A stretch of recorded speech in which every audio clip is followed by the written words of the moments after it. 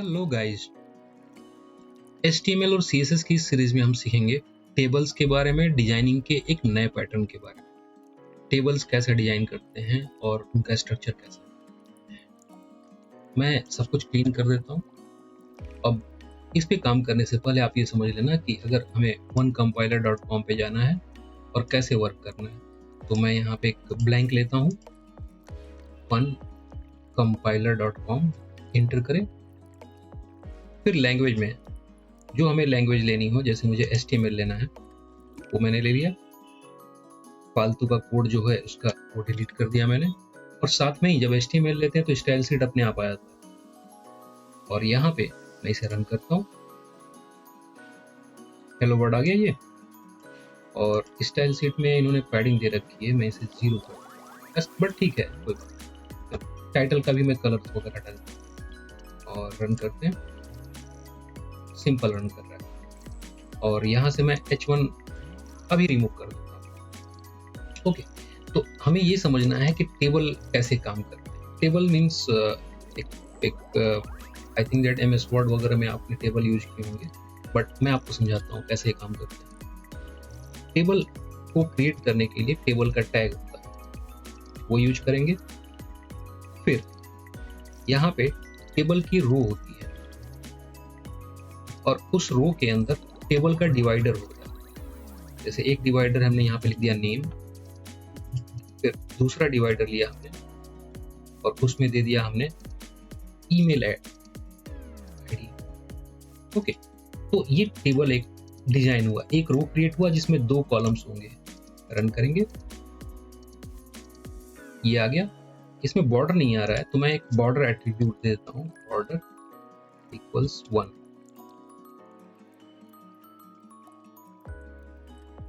Okay, तो ये border का एट्रीब्यूट मैंने डिफाइन कर दिया यहाँ पे, उससे ये बॉर्डर आ रहा है।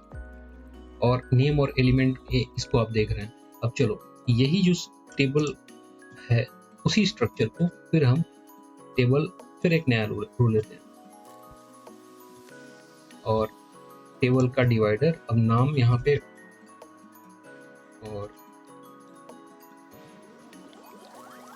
यहाँ पे ईमेल एड्रेस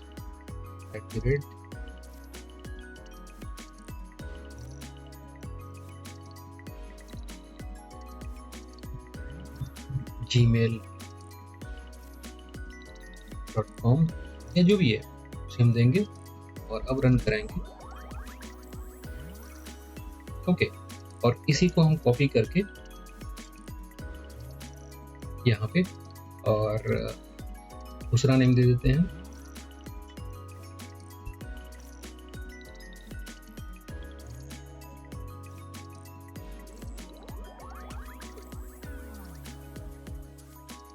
तो आपको यहाँ पे ये फर्स्ट रो, ये सेकेंड रो, ये थर्ड रो दिख रही है और इसके बीच में ये पूरा डेटा हमारा फ्लो ऐसे डिजाइन होके आ रहा है, इसे हम टेबल बोलते हैं।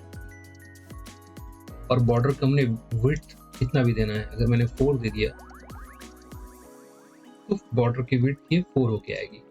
मैं 1 ही देता हूँ, अभी कोई ऐसी रिक्वायरमेंट नहीं है। 1 टेबल में जब अगर हम हेडिंग लगाते हैं तो हम इसे TH भी दे सकते हैं, टेबल की हेडिंग ऊपर की जो रो है।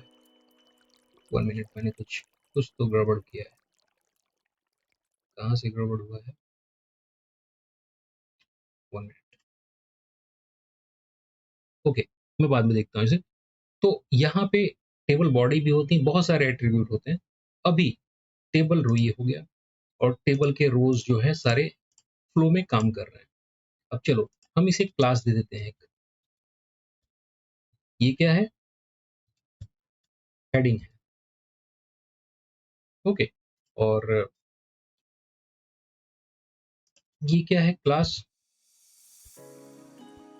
डेटा है। तो ऐसे हम क्लास भी डिफाइन कर सकते हैं, अभी कोई रिक्वायरमेंट नहीं है इसलिए मैं हटा रहा हूँ। ओके, तो टेबल का एक सिंपल स्ट्रक्चर बन गया। यहाँ पे इसमें मुझे और भी अगर फील्ड ऐड करनी है, जैसे फोन नंबर ऐड करना है यहाँ पे ईमेल के अलावा। ओके, तो मैं रन कराऊंगा। यहाँ पे देखो फोन की फील्ड आ गई, इन दोनों में नहीं है इसलिए यहाँ पे उसे नहीं शो कर रहा है। तो मैं इसे क्या करता हूँ, यहाँ पर भी ऐड कर देता हूँ फोन नंबर,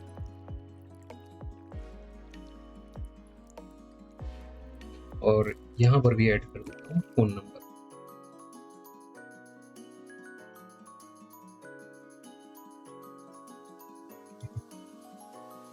ऐसा कुछ रन करते ही वो पूरा मैटर ऐसे आ गया।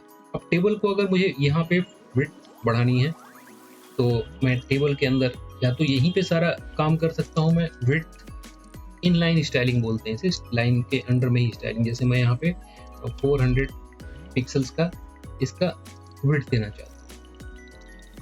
अब देखो ये 400 पिक्सल्स में इसकी विड्थ हो गई।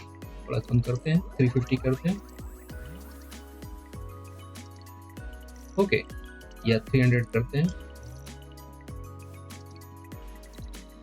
तो ये ऐसा आ रहा है। बट ये इनलाइन स्टाइलिंग बोलते हैं इसे। मैं इसे यहाँ पे नहीं देना चाहता हूँ। मैं चाहता हूँ ये स्टाइल शीट वाली फाइल है उसके अंदर में यहाँ पे, और हमारा टाइटल क्या है, एक्चुअली ये रिजर्व कीवर्ड है, तो इनको हम ऐसे ही दे सकते हैं। तो यहाँ पे हम टेबल इसे देते हैं, और इसके अंदर अभी मैं रन करूंगा तो सारी स्टाइलिंग जा चुकी है इसकी, क्योंकि मैंने रिमूव कर दिया है। यहाँ पे बॉर्डर दे देते हैं, बॉर्डर 1 पिक्सल्स सॉलिड, और ब्लैक कलर या कोई भी कलर दे सकते हैं, ठीक है। और दूसरा, अगर हमें वो चाहिए विड्थ 300 पिक्सल्स, तो रन करने पे वो विड्थ मिल जाएगा उसे। चलो, अब अंदर का एलिमेंट जैसे टेबल रो है, टेबल ये है, तो इनको अगर मुझे डिफाइन करना, मैं चाहता हूँ ये बैकग्राउंड का कलर पूरे टेबल का थोड़ा ऐसा होना चाहिए, लाइट टाइप का बैकग्राउंड कलर। तो एक कलर पैलेट्स मिलते हैं online. Colour palette means colours का कॉम्बिनेशन होता है। colorhunt.com पे भी जा सकते हैं, कलर्स पे भी जाकर देख सकते हैं। मैं यहाँ पे जाता हूँ, इसमें से कोई भी कलर कॉम्बिनेशन आपको अगर अच्छा लग रहा हो तो वो कलर कॉम्बिनेशन यूज कर सकते हैं। जैसे मैं अपने टेबल में यूज करना चाहता हूँ, टाइटल का कलर ये होना चाहिए, और जो हमारा, या फिर हम टाइटल का कलर ऐसा डार्क कुछ रखते हैं, कुछ भी ऐसा कॉम्बिनेशन। तो सबसे सिंपल कॉम्बिनेशन जो काफ़ी इजी हो ये लेते हैं। ओके, यहाँ पे ये हमारा कलर कोड है BEFF, ये हेक्साडेसिमल कोड में, बट आप इसे सीधे क्लिक करेंगे कॉपी हो जाएगा। ये कलर कोड हम बैकग्राउंड के लिए लेते हैं, तो यहाँ पे हम पेस्ट कर देते हैं। इसमें हैश लगाना जरूरी है। अब इसे रन करेंगे, अब देखो ये बैकग्राउंड का कलर आ गया। और इसके अलावा इसमें हम बॉर्डर नहीं देना चाहते हो तो हम यहाँ पे इस पूरे बॉर्डर के ही एलिमेंट को रिमूव कर सकते हैं, ओके। और अगर हम इसमें सेल के अंदर थोड़ी स्पेसिंग देना चाहते हैं, सारा कुछ चिपका हुआ है, तो एक्चुअली सेल में हमारा TD से डिफाइन होता है ये। तो हम यहाँ पे क्या करेंगे, टेबल के बाहर आके TD, और उसके अंदर पैडिंग लगा देंगे 5 पिक्सल्स का, और रन कराएंगे। आप देखो थोड़ा स्पेस बन गया। अब हमें क्या करना है, ऊपर का जो टाइटल है उसकी कलरिंग अलग रखनी है। तो मैं एक काम करता हूँ, ऊपर का जो टाइटल ये है इस पे क्लास दे देता हूँ, हेडिंग, कोई भी नाम दे सकते हैं, जो भी नाम आप चाहें यहाँ पे बना सकते हैं। टेबल हेडिंग भी दे सकते हैं, जैसे टी हेड दे दिया, टेबल का हेड। और यहाँ पे स्टाइलिंग में जाके और इसे हम, तो एक्चुअली ये क्लास है, ये डायरेक्ट कोई एलिमेंट नहीं है HTML का। डायरेक्ट एलिमेंट होता तो वैसे ही लिख देते, क्लास है तो उसके साथ डॉट लगाते हैं। और अगर हम इसे क्लास न डिफाइन करके ID डिफाइन करते हैं तो ID की पहचान होती है हैश से, ये तो क्लास डिफाइन कर सकते हैं हम, आईडी डिफाइन कर सकते हैं, जैसे चाहे हम डिफाइन कर सकते हैं। चलो अब यहाँ पे मैं आईडी डिफाइन करता हूँ ताकि आपको एक नया एलिमेंट पता चले, और यहाँ पे मैंने हैश लगा आईडी के लिए। अब इसे क्या करते हैं, बैकग्राउंड कलर, और बैकग्राउंड कलर मैं लेना चाहता हूँ ये कलर, हैश और फिर पेस्ट कर देंगे उस पर, और फोरग्राउंड कलर मतलब टेक्स्ट का कलर वाइट, और रन कराते हैं। अब देखो आप, और यहाँ पे बॉर्डर को हम 0 कर देंगे, मीन्स आपको अभी भी बॉर्डर यहाँ पे दिखाई दे रहे होंगे। आई थिंक दैट 0 करने पे वो चले जाएंगे।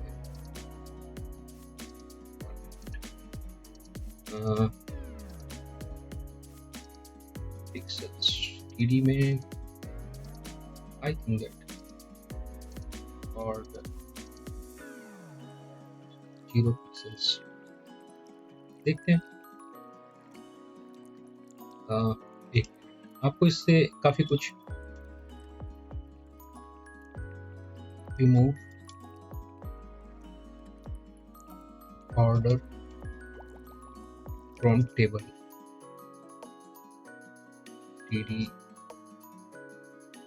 सेल सब में से हटाना है मुझे, तो removing unwanted table cell border with CSS. अब यहाँ पे 1 minute, border collapse border style equals hidden important. अब मैं देखता हूँ, रन कर, आई थिंक दैट काम करेगा, नहीं किया कोई बात नहीं है। आई थिंक दैट बॉर्डर कोलैप्स्ड, ये काम करेगा टेबल में, पता नहीं,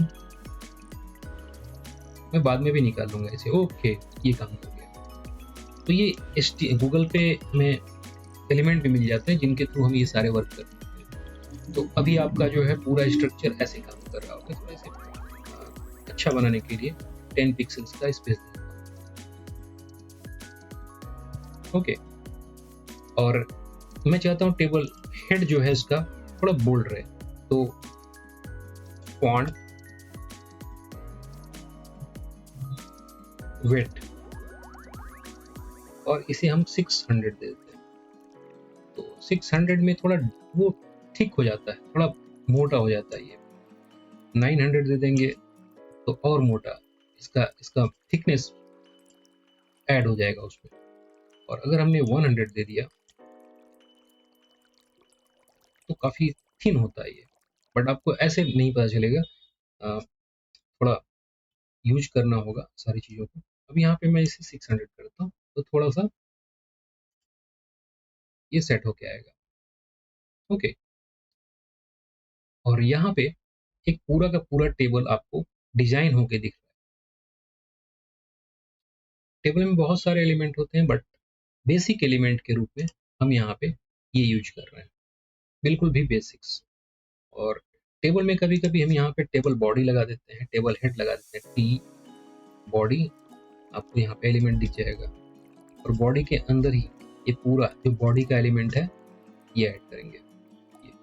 और टेबल हेड, टी हेड, ये यहाँ पे हम ऐड कर सकते हैं। तो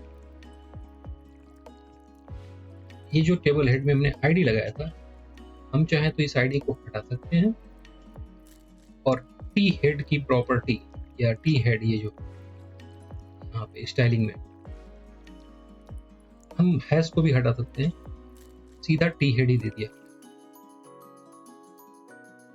और वो काम करेगा।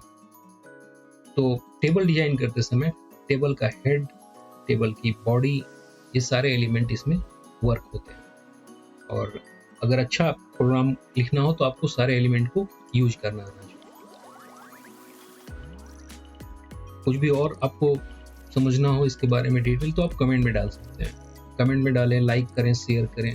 तो आई थिंक दैट ये मुझे काफ़ी कुछ समझ में आएगा कि आपको क्या और भी चाहिए।